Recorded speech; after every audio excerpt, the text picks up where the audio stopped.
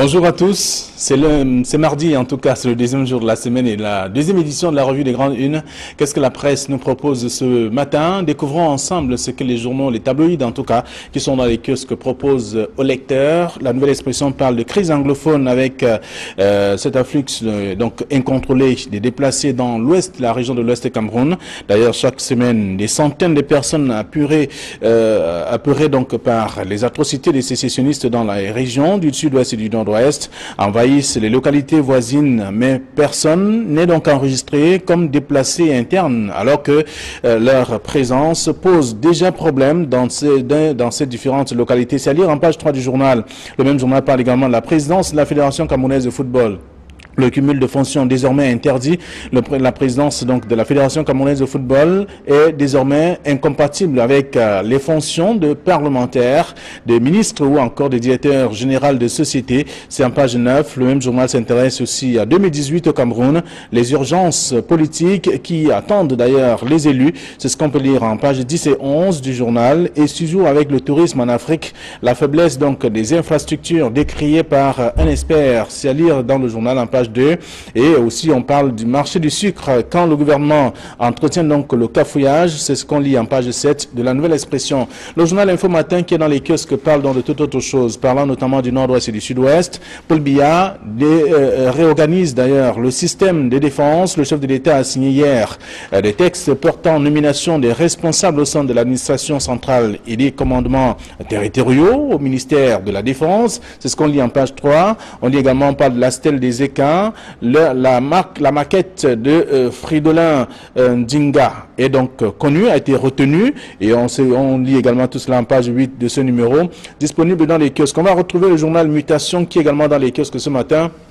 Le journal qui parle de la crise, une crise des ordures donc dans les grandes villes, à Douala et à Yaoundé. Donc on constate d'ailleurs en image à la une de ce journal qu'il y a bien entendu des images qui choquent et qui dérangent d'ailleurs les populations. C'est dans le dossier proposé par le journal Mutation parlant de la crise des ordures ménagères donc dans la plupart des capitales.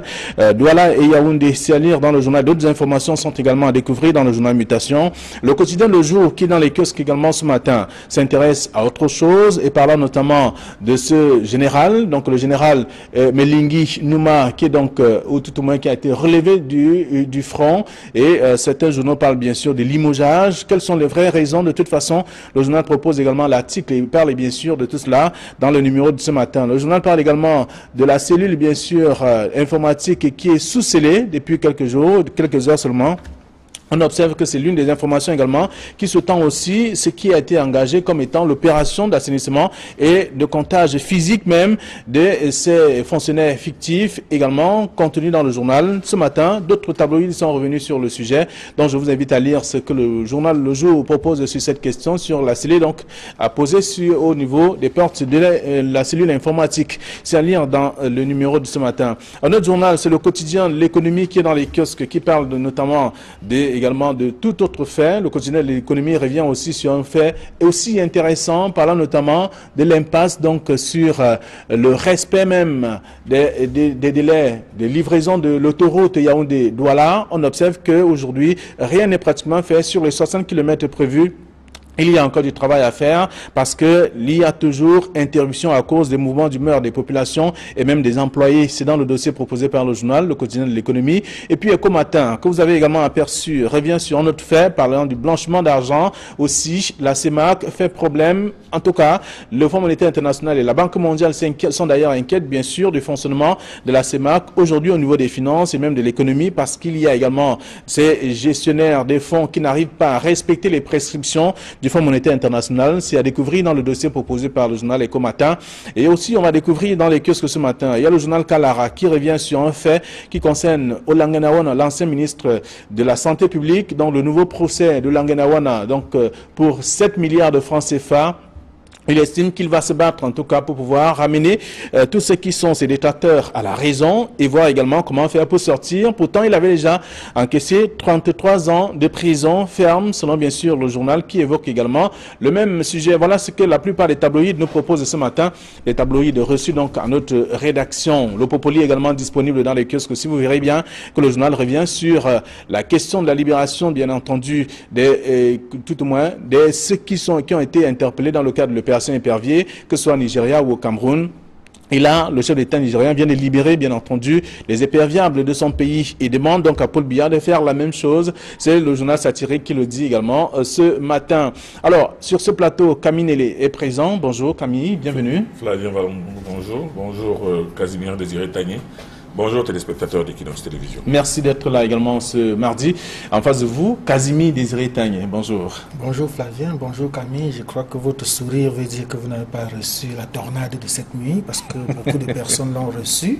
Et je voudrais avoir une pensée pour ces personnels du collège Alfred Sacker qui ont vu leur toiture s'arracher cette nuit par cette tornade et imaginer des enseignants qui se retrouvent à la belle étoile avec tous leurs diplômes, tout leur matériel et tout ce que cela peut comporter.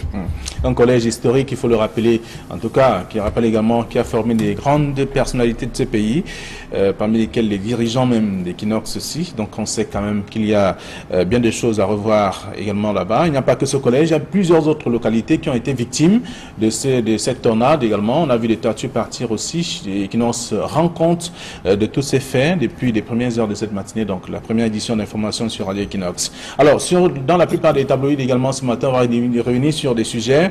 La nouvelle expression qui parle de cette crise anglophone avec cet afflux incontrôlé même des déplacés dans les localités environnantes, notamment dans la région du nord-ouest et du sud-ouest. À Bouddha par exemple, pour ce qui est du nord-ouest, on observe qu'il y a des gens qui arrivent chaque jour à cause des exactions qui sont donc orchestrées par des sécessionnistes dans le nord-ouest. Ce qui est curieux, c'est que ces arrivées massives de ces déplacés ne disent pratiquement rien à personne. Alors que du jour au lendemain, on voit des populations se multiplier, on voit les écoles anglophones de ces secteurs-là se remplir, leurs chiffres qui passent du simple au quadruple, voire même se multiplier par plus de 5 ou 6. Et cela ne dit absolument rien à personne. On ne prend aucune mesure, ni de sécurité, ni de contrôle, ni de rien, pour essayer de contenir ces populations qui viennent du côté du nord-ouest ou bien du sud-ouest. Il y a principalement les villes de Tchang, notamment Fongo Tongo et Fondonera, qui sont les villes proches de Lebialem, dans le sud-ouest. Et du côté de l'ouest, il y a les villes de Bouddha, qui est plus proche du nord-ouest, qui voit les effectifs, surtout les effectifs scolaires, se multiplier chaque jour que les jours passent. Et je dis, il fallait que les autorités essayent de prendre toutes les mesures, parce qu'on ne sait qui est qui. On ne sait pas si même parmi ces déplacés, il y a des personnes qui ont de la mauvaise moralité et qui peuvent se retrouver là et qui peuvent poser des actes du jour au lendemain.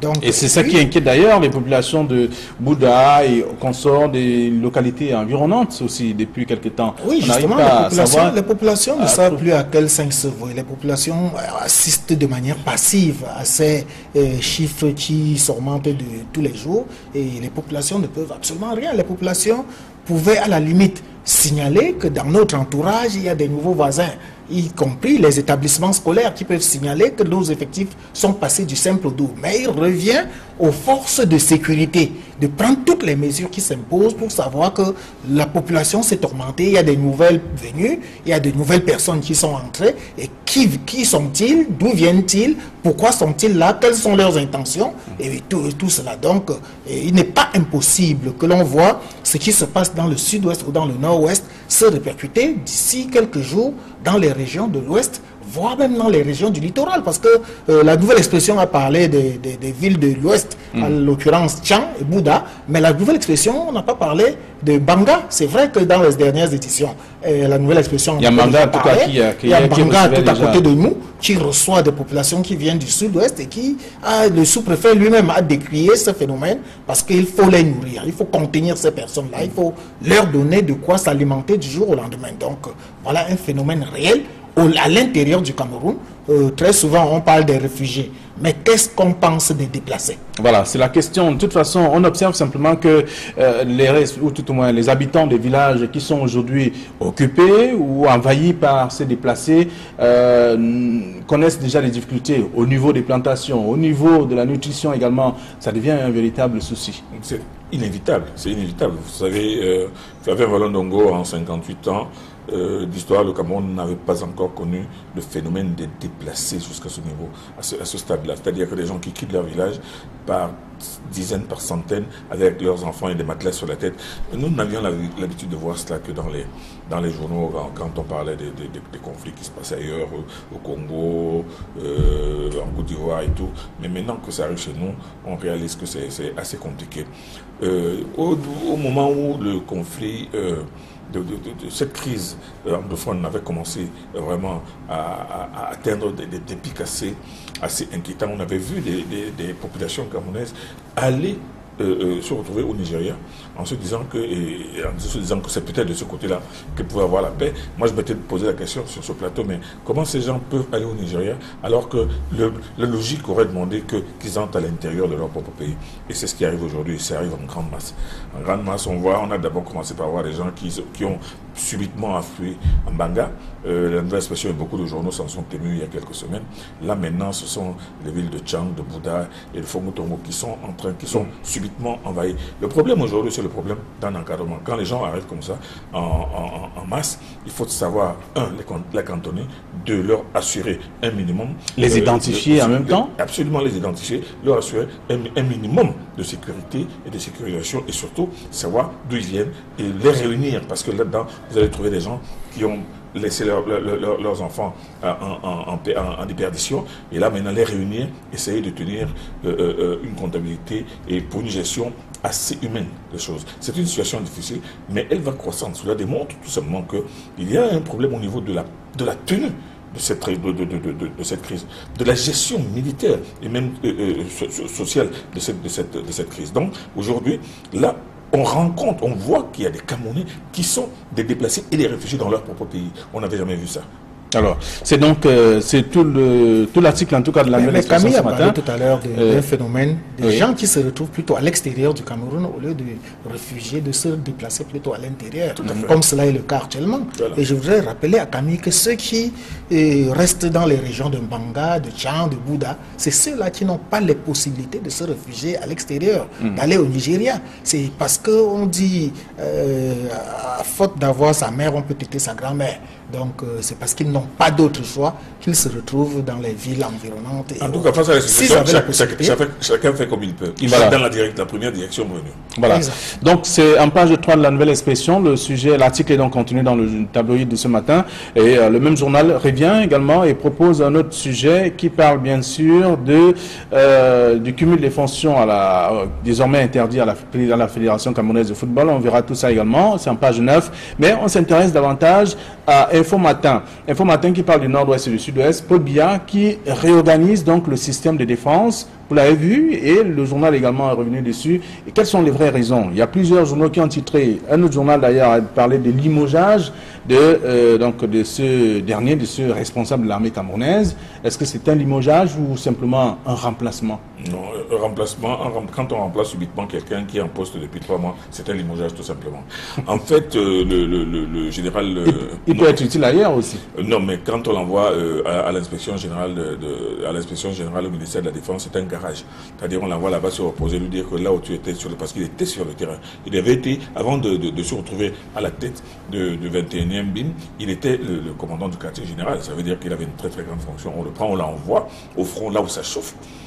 Et le BIM, c'est une brigade d'intervention motorisée qui est à la pointe de l'action. Alors quand on enlève de là, du jour au lendemain, après y avoir passé tout simplement 3 mois, c'est tout simplement, on lui a donné un coup de pied quelque part, on a dit va te faire voir, et on met quelqu'un de beaucoup plus efficace. En réalité, vous savez, quand vous avez peut-être un peu, vous n'avez pas gardé ça en mémoire, mais au moment où on l'a nommé justement, sur le terrain, il y a eu des voix assez grinçantes dans la presse pour dire que non, c'est pas un homme d'action. Comment est-ce qu'on peut envoyer quelqu'un qui n'a jamais été que dans les bureaux, là où ça chauffe? Il s'y est retrouvé, et aujourd'hui, il est dégagé par Paul Biya après quelques mois. Mais maintenant, quand on regarde les raisons, justement, de ce coup de balai, on dit qu'il était beaucoup plus bavard qu'actif. C'est-à-dire qu'on lui reproche notamment d'avoir fait des déclarations dans les journaux il y a quelque temps, selon lesquelles il y a des militaires, il y aurait des militaires de notre armée qui auraient déserté pour aller rejoindre les sécessionnistes, selon lesquels ces sécessionnistes, ce sont des jeunes qui ont des cris, qui sont dopés à la drogue et tout cela, pour dire que l'armée camerounaise ne brûle que des maisons où il y a des armes et ne brûle pas d'autres maisons. C'est-à-dire qu'il a fait un certain nombre de déclarations qui n'étaient pas politiquement, militairement correct. Et pour aller au-delà, il n'y a que l'armée, les éléments qui sont sur le terrain ne maîtrisent pas les rouages des différentes localités. Ils ne font pas face de façon effective et de façon efficiente. Parce que face à ce qui se passe, il faut un homme de terrain. Et là, aujourd'hui, il a été remplacé par qui? Il est remplacé par un colonel qui, lui, justement, a fait ses armes, a réalisé de véritables morceaux de bravoure du côté du nord-ouest à l'époque des coupeurs de route. Donc, c'est quelqu'un qui est habitué à la guerre asymétrique, aux opérations de banditisme et aux opérations de guérilla.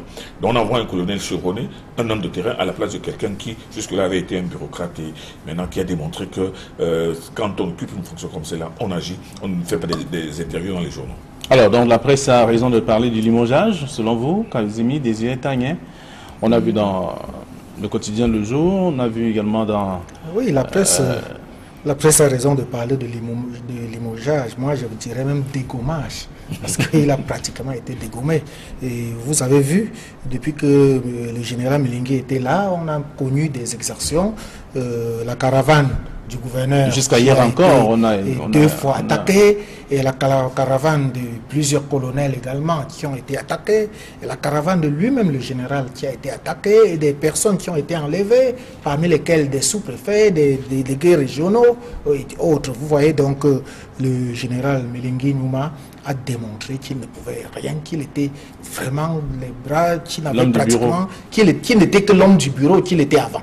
Et maintenant qu'on a nommé un colonel pour le remplacer, espérons qu'on va juger le maçon au pied du mur, espérons que il y aura ça va s'estomper, ces enlèvements, cette guerre que Camille qualifie de guerre asymétrique et qui en est le cas.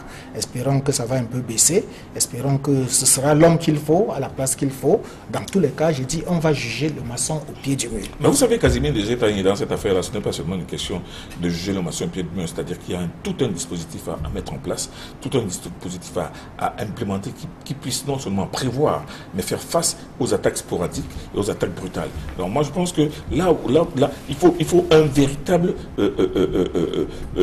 réaménagement, il faut un aménagement d'un nouveau dispositif, un dispositif offensif, un dispositif qui travaille énormément sur le renseignement, mais surtout un dispositif qui soit capable de pouvoir intervenir rapidement, parce qu'il y a la réactivité qui compte dans ce genre de choses. Ou quand on entend des coups de feu, on ne va pas prendre une heure, 2 heures, il faut des hélicoptères, il faut des drones, c'est-à-dire que c'est tout un train de mesures qui doivent être prises. Ce n'est pas en enlevant un homme qu'on va résoudre le problème d'un coup. Non, il y a beaucoup de choses à changer pour faire face. Alors donc c'est pas une question d'homme, c'est une question de stratégie. Ce n'est pas seulement une question d'homme, c'est une question de stratégie, de dispositif. Et moi je pense d'action et de réaction. Très bien. Alors donc on peut lire ça également dans le journal Info Matin et comme d'autres tabloïds aussi qui sont revenus sur la réorganisation en tout cas du système de défense par le chef de l'État à la suite de son décret, le décret signé hier lundi. Alors la nouvelle expression de ce matin parle du marché du sucre quand le gouvernement entretient le cafouillage. C'est l'un des titres également à découvrir dans le journal ce matin. Tout un dossier pour comprendre un peu qu'est-ce qui ne va réellement pas alors qu'on croyait avoir donc enfin stabilisé le ravitaillement et surtout les prix même de la consommation du sucre au Cameroun. On observe simplement qu'il y a un autre fait. Vous savez, cette décision que l'on nous présente comme les hautes instructions du chef de l'État d'arrêter l'importation de sucre ressemble tout simplement à un gag. Un gag. On ne peut pas dire qu'au moment où le marché du sucre était stabilisé, au moment où la Sosucam, parce qu'elle n'arrivait pas à faire face à la consommation locale et qu'elle-même, elle a encouragé l'importation, au moment où il y a de grands stocks, non seulement qui sont déjà en place, les prix étaient stabilisés, il y a d'autres stocks qui arrivent en prévision justement de la super consommation qui va se faire pendant la période de Ramadan, on décide subitement, du jour au lendemain, sans crier gare, d'arrêter l'importation. Que va-t-on faire de ces cargaisons qui sont déjà arrivées au port de Douala en train d'être dédouanées? Que va-t-on faire de celles qui avaient déjà été commandées qui livraient en cours de route? Et maintenant, que va-t-on faire de tous ces stocks? Parce que cette mesure sert à quoi en réalité? Alors la mesure dit plus d'entrée en tout cas de cargaisons de sucre. C'est un protectionnisme échevelé qui n'a aucun sens. Et là déjà, depuis que la mesure est sortie, il y a déjà le marché du sucre a déjà flambé. On connaît déjà une flambée, immédiatement les prix commencent à monter. Pourquoi? On ne comprend pas comment une telle mesure peut être faite sans que non seulement une réelle réflexion peut être faite, mais que des mesures appropriées puissent être. On le fait uniquement pour protéger la SOSUCAM. La SOSUCAM qui elle-même est improductive depuis très longtemps, est incapable d'assurer la consommation intérieure et qui maintenant est en train de créer, qui menace même de faire. En tout cas, en nous disant que sa fermeture va occasionner la mise au chômage de 8000 Camerounais. Mais 8000 Camerounais qui travaillent quoi? On a titré hier que le chef d'État a sauvé 8000 Camerounais, 8000 emplois. Et là, on peut également dire que c'est aussi une mesure pour permettre donc à la production locale de pouvoir s'épanouir tranquillement. Oui, Flavien, ce que tu oublies, tu dis qu'un journal a titré que le chef d'État a sauvé 8000 emplois. Mais pendant ce temps, un autre journal titrait Paul Biya a été piégé dans cette histoire du sucre. Et vous avez bien suivi les déclarations des uns et des autres. Est-ce que le sucre ne se fait pas marcher dessus? Je crois que vous connaissez la fameuse formule. Oui. Est-ce que les gens sont en train de se noyer dans le sucre?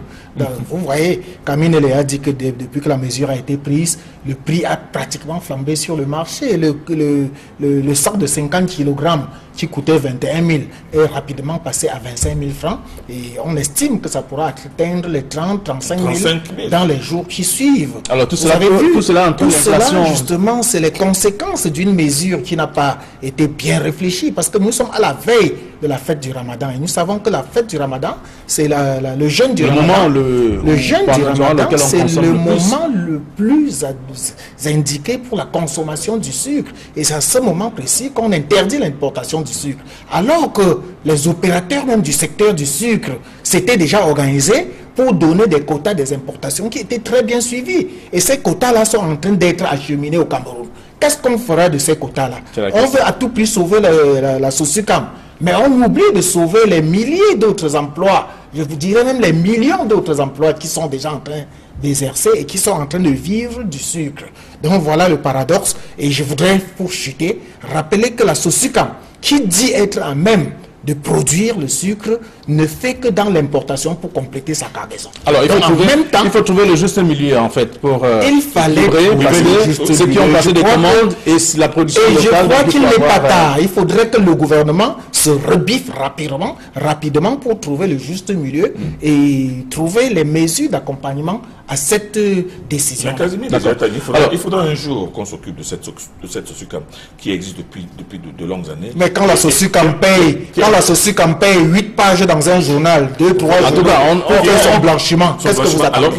On comprend, c'est la production locale, c'est une entreprise locale, donc il faut l'encourager. De toute façon, maintenant, avoir ce qu'il y a également. Allez, on va parler d'autre chose, de grand type de mutation ce matin qui parle bien entendu d'une autre crise, la crise des ordures. On voit les grandes villes, Douala et Yaoundé, on n'arrive plus à respirer de toute façon. Après la crise du sucre, voici maintenant la crise des ordures ménagères.